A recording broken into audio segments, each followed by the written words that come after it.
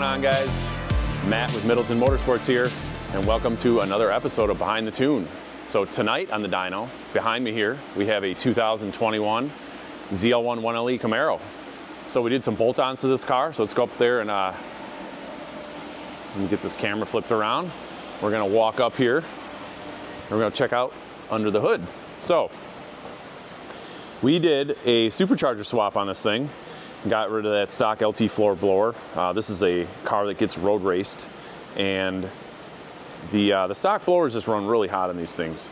I'm a firm believer that switching them out in road race situations is the best move for more power. They work okay stock, but hot day, you get 85, 90 degrees on a track, middle of summer, and you're doing a 20-minute session at Road America, for instance, and intake air temps get real hot, 170, 180 degrees, and those little intercoolers on the stock supercharger just cannot keep up. So if the customer has the means to do it, I always recommend doing a Magnuson. I've done a lot of these in the past on Camaros, and they work really, really well, especially when you pulley them appropriately for road racing. So 5-inch Roto-Fab, their Big Gulp series, Katech 103mm throttle body, obviously the Magnuson 2650, 160 degree thermostat, and we did 2-inch long tube headers with the 3-inch connection pipes. And this car has a MBRP cat back section, I say muffler section, so it's pretty loud. It's pretty rowdy. I think it sounds pretty good. But yeah, so this is where we're at so far. So I also did a flex fuel sensor on this car. We won't be able to run full E85 on it, but the customer was okay with blending some ethanol into the tank every time he fills up. So you can kind of see my progression as I was adding ethanol, and I did about 6 or 7 pulls on it so far, tuned it up on pump gas, and then I started adding ethanol in the tank, and I had to trim the timing and the fueling, obviously, to nail it down. So 676 was just the straight pump gas. 697 was about 20% ethanol, 25%. I added just a smidge more. 30% is my limit. At my limit of the injectors, obviously, we always hit the limit of the high pressure pump and injectors on these DI GM cars, kind of at the same time. So added a smidge of timing, and we just hit it over that 700 wheel, 701, just almost 702. So you can see how the graph kind of smooths out too as we add ethanol, as we can put more timing into it, we can lean it out a little bit. And so far this is looking really good. I'm gonna do a pull, one more pull running through the gears, make sure the trans shift points are where I want them. I did a little bit of trans tuning. This being a stock valve train car, stock cam, all these LT engines are equipped with the DOD lifters, and you just can't spin them very high. I personally had a 2017 Camaro SS, and when that car was bolt-ons, before I did the cam in it, I was leaning on that car pretty hard RPM-wise, because I had an MSD intake manifold on it, which likes to peak up 65, 6600, and a couple of lifters started getting noisy after a summer of doing that. So I can attest to keeping the rev limit and shift points stock when you have the stock cam and the stock lifters in these LT engines. Again, this is for road racing use. Your mileage may vary in a street car or drag race situation, but again, we do a lot of road racing, a lot of road race prep here at Middleton Motorsports. So most of the time, road racing is basically pushing stuff to the extreme as far as endurance goes, and in high RPM situations, when it comes to endurance like that, the stock lifters, DOD lifters can't handle it. So they wear out very quickly once you start pushing these things over 6,500. So we keep the limit at 6,500. It kind of sucks because you can see how it is continuing to make power as the 2650 has a kind of ramping boost. By nature, these 2650 blowers, especially these Magnusons, really like to ramp the boost in when they really start hitting efficiency. And you can see it would probably continue to make power past 7,000 or maybe level off. And we'd be well over 700 if I could rev it higher. And I could make a dyno graph up the limiter just to make a dyno graph, but we're not going to do that because we're realistic and we want to see what this thing is going to do on the track. So, like I said, I'm going to do another pull running through the gears, and I'm going to do one more power pull to try to back that 701 up. So I'm going to set the camera down, and we're going to run this thing up on the dyno a couple more times, and we'll see what kind of power it makes.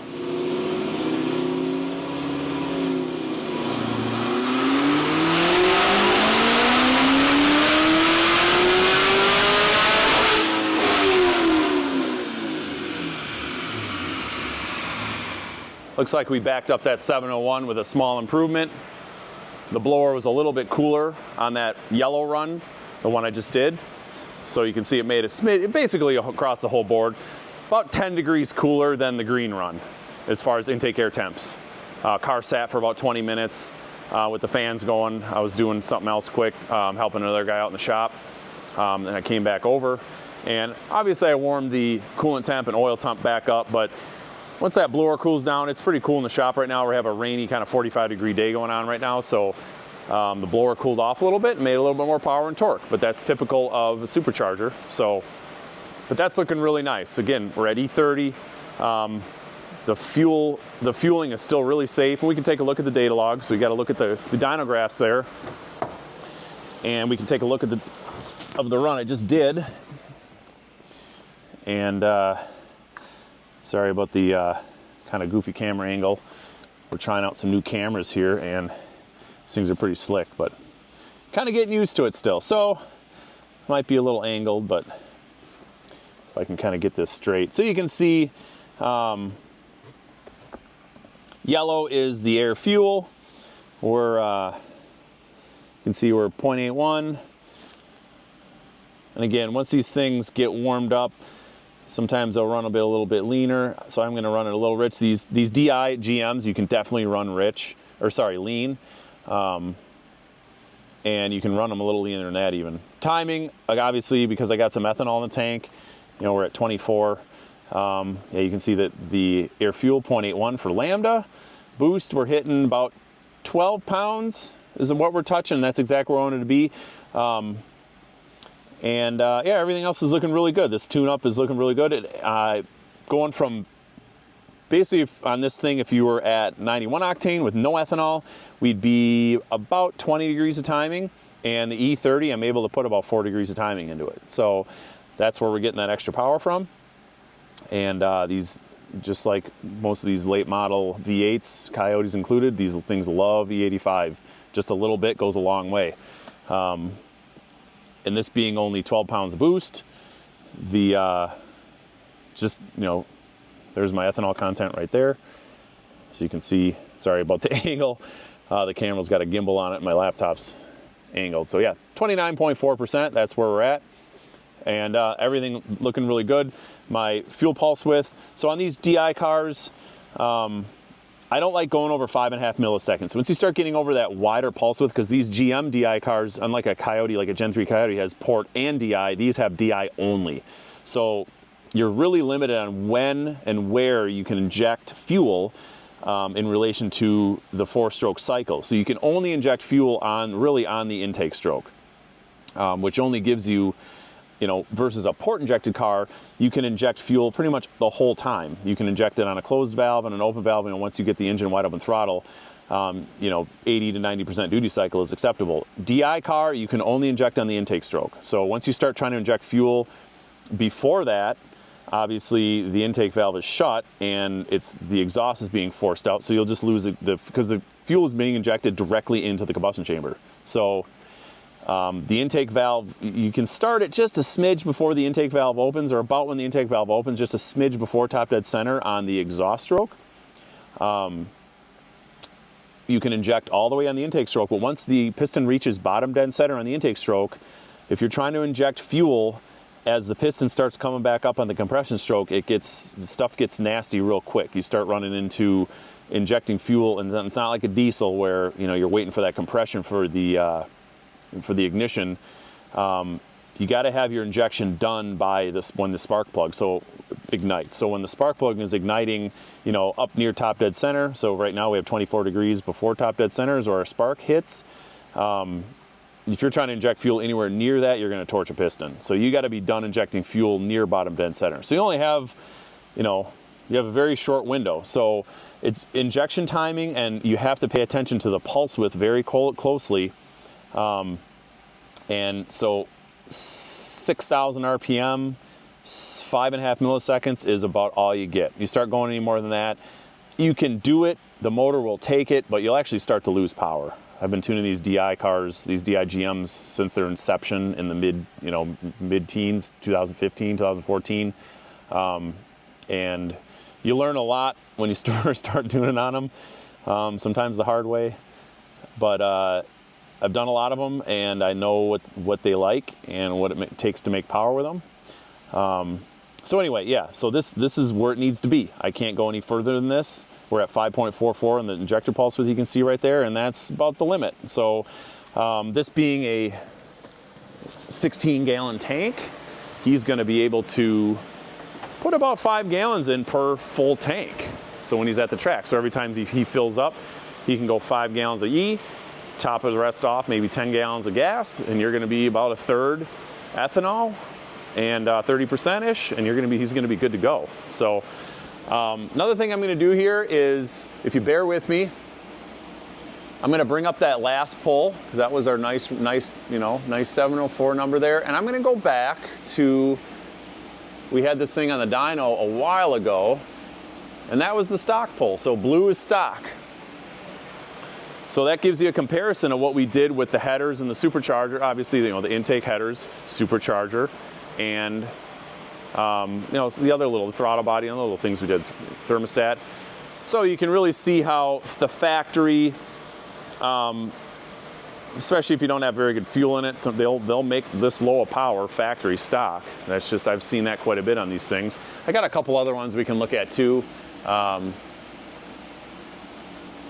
That was another run we did, and that one was that was one that the RPM pickup. So this looks like our best one, and I'll bring that other one we just did. So yeah, that's our stock comparison to the one I just did with the mods we did. Nice little illustration of gains to be had. So the other thing to keep in mind on this thing, and I'll talk about this too, and you guys could check out once you saw the numbers, whatever, but the Magnusons do come, when you buy these 2650s as an LT4 kit, they come with a 90mm upper pulley. That's a good all-around kind of street drag, make decent power. Road racing, it gets to be a little much, 13, 14 pounds of boost on a stock bottom end for, again, I'm going back to the road racing situation here with this vehicle, because this is what this car does, is the primary function of this vehicle is road racing. So, and high performance driver ed type of stuff, track days.